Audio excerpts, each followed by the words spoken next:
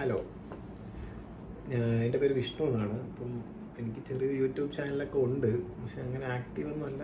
73 subscribers എന്തോ ഉള്ളൂ. ഞാൻ ഈ ഫസ്റ്റ് ഷോയ്ക്കൊക്കെ പോകുന്നതാണ്. ഇഷ്ടമുള്ള ഇതൊക്കെ ആണെങ്കിൽ സിനിമയ്ക്കൊക്കെ പോകും. അപ്പം അങ്ങനെ ഒരു സിനിമ ഇന്നലെ കണ്ടായിരുന്നു. നടികറാണ് സിനിമ. അപ്പം എനിക്കും എൻ്റെ ഫ്രണ്ടും ഉണ്ട്. അപ്പോൾ ഞാൻ അത്യാവശ്യം സിനിമ കണ്ട് ഒരു എല്ലാവരും പൊതു അഭിപ്രായം പോലെ തന്നെ ആയിരിക്കും നമ്മുടെയും അഭിപ്രായം വരുന്നത്. അതായത് ചിലപ്പം കുറേ പേർക്ക്, അതായത് മാസ് പോപ്പുലേഷൻ ഇഷ്ടപ്പെടാത്ത സിനിമകളായിരിക്കും നമുക്ക് ഇഷ്ടപ്പെടാത്തത്, അതേപോലെ ഇഷ്ടപ്പെടുന്ന സിനിമകളായിരിക്കും നമുക്ക് ഇഷ്ടപ്പെടുന്നത്.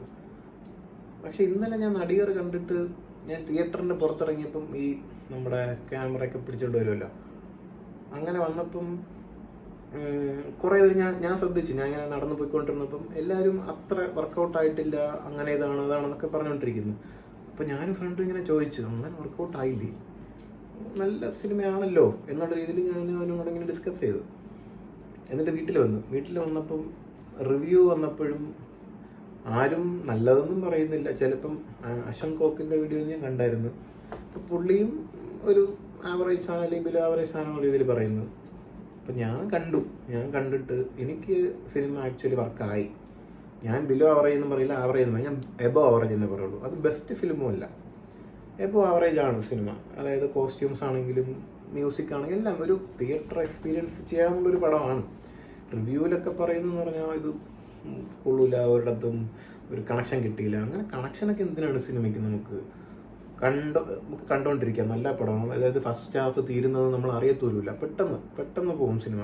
സെക്കൻഡ് ഹാഫിൽ ചെറിയൊരു ലാഗൊക്കെ ഇല്ലാതെ ഏത് സിനിമയാണ് ഇപ്പോൾ ഉള്ളത്? എല്ലാത്തിലും കുറച്ചെങ്കിലുമൊക്കെ, അതായത് ഒരു സ്റ്റോറി ചിലയിടത്ത് കട്ടായി പോകുന്നു, അല്ലെങ്കിൽ ഒരു ക്ലാരിറ്റി ഇല്ല, അങ്ങനത്തെ രീതിയിലൊക്കെ പറഞ്ഞാണ് റിവ്യൂ ഞാൻ കണ്ടത്. അപ്പം ഇപ്പം ഈ വീഡിയോ എത്ര പേര് കാണുമെന്ന് പോലും എനിക്കറിയത്തില്ല. അപ്പം എൻ്റെ വീഡിയോ കാണുന്നവർക്ക് എനിക്കൊരു അഭിപ്രായം പറയാനുള്ളത് വെച്ചാൽ, ഇത് നിങ്ങൾ റിവ്യൂ കണ്ടിട്ട് വിലയിരുത്തരുത്. അതായത് OTT സിനിമയാണ് എന്ന് പറഞ്ഞിട്ടിരിക്കരുത്. അവരുടെ ഒരു മേക്കിംഗ് സ്റ്റൈൽ അറിയാലോ, ഭയങ്കര കളർഫുള്ളായിരിക്കും, അങ്ങനത്തെ ഒരു ഇതായിരിക്കും. അപ്പം നിങ്ങൾ പോയി കാണണം. ഇപ്പം എല്ലാവർക്കും ഇഷ്ടപ്പെട്ടില്ലെങ്കിലും നമ്മുടെ ഒരു യങ് ജനറേഷനിലുള്ളവർക്കൊക്കെ ഇഷ്ടപ്പെടുന്ന ഒരു ഐറ്റം ആണെന്നാണ് എൻ്റെ പേഴ്സണൽ ഒപ്പീനിയനാണ്. അത് എല്ലാവരും അങ്ങനെ തന്നെ മനസ്സിൽ വെച്ചിരിക്കണം, അല്ലാതെ ഞാൻ നിങ്ങളുടെ ഫോഴ്സ് ചെയ്ത് പറഞ്ഞു വിടുന്നില്ല. പക്ഷേ ഈ റിവ്യൂ കണ്ടിട്ട് തിയേറ്ററിക്കൽ ഫിലിമല്ല, OTT ഫിലിമാണ് എന്ന് പറഞ്ഞിട്ടിരിക്കില്ല. ടോവിനൊക്കെ നന്നായിട്ട് ചെയ്തിട്ടുണ്ട്. വേറെ ആരൊക്കെ പറയുന്നത് ടോവിനോ അതായത് ഡിഫറൻസ് വരുത്താൻ പറ്റിയിട്ടില്ല, അതിൽ ഒരു സീനാണ്, ഞാൻ പറയുന്നില്ല. അങ്ങനെയൊക്കെ നോക്കാൻ പറ്റുമോ? നല്ല വേറെ ഒന്നും കരച്ചിലൊന്നുമില്ല. കരയാൻ വേണ്ടിയല്ലല്ലോ സിനിമ ആണെന്ന്. എനിക്ക് സത്യം പറഞ്ഞാൽ ഞാൻ 1-2 സീനിൽ ഞാൻ ഈ ഇമോഷണൽ സീൻസിൽ മാത്രം കരയുന്ന ആളല്ല. ഇപ്പം എനിക്ക് എന്തെങ്കിലും ഗൂസ് ബംസ് മൊമെൻ്റ് ഉണ്ടെങ്കിലും ഞാൻ കരയും. ഭയങ്കര സന്തോഷം വന്ന ആ സീനാണെങ്കിലും ഞാൻ കരയും. അപ്പം അങ്ങനെയുള്ളവർക്കിത് കണ്ടിട്ട് ആരെങ്കിലും, അല്ലെങ്കിൽ കണ്ടിട്ട് എൻ്റെ അതേ അഭിപ്രായമുള്ളവരാണെങ്കിലും ഒന്ന് ഈ വീഡിയോ ആരെങ്കിലും ഫീൽഡിലൊക്കെ വരുന്നെങ്കിൽ കമൻറ്റ് ചെയ്യണം. എനിക്ക് അതാണ് പറയാനുള്ളത്. അതല്ലാതെ എനിക്ക് ബുക്ക് മൈ ഷോയിൽ റേറ്റിംഗ് കണ്ടിട്ട് എനിക്ക് ഭയങ്കര സങ്കടം തോന്നി. അതാണ് ഞാൻ എന്തായാലും റിവ്യൂ ചെയ്യുക. എനിക്ക് അങ്ങനെ റിവ്യൂ ചെയ്യാൻ വലുതായിട്ടൊന്നും അറിയത്തില്ല.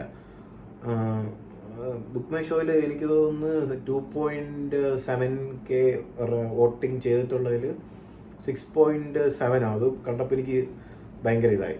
അത് അങ്ങനത്തെ ഒരു ഫിലിമാണോ എന്നെനിക്ക് തോന്നി. അതാണ് ഞാൻ വീഡിയോ ഇടാൻ വന്നത്. അപ്പം നിങ്ങൾ ആരെങ്കിലും എൻ്റെ വീഡിയോ കണ്ടിട്ട് ആരൊക്കെങ്കിലും എൻ്റെ അതേ അഭിപ്രായം ഉണ്ടെങ്കിൽ ഒന്ന് കമൻറ്റ് ചെയ്യണം. അത്രേ ഉള്ളൂ.